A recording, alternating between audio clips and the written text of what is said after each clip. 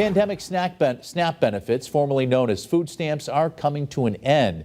Now, this will impact more than 41 million Americans, with final allotments going out tomorrow. Western Mass News reporter Kristen Burnell is getting answers on how this will affect families in the Bay State. On average in Massachusetts, it was about $151 per household.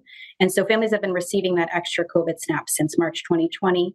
And then when the Consolidated Appropriations Act passed last December, it sunset those benefits effective now. More than 630,000 Massachusetts homes have been relying on emergency allotments for the Supplemental Nutrition Assistance Program known as SNAP since the start of the COVID-19 pandemic.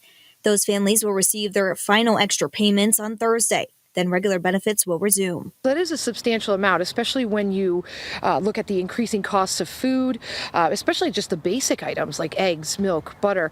I mean, the costs are pretty high. So any sort of dip in SNAP funding is definitely going to affect our clients. The Salvation Army here in Springfield says they expect to see an uptick in people coming into their food pantry due to the emergency SNAP benefits coming to an end. We just received a delivery from our partner, the Food Bank of Western Mass.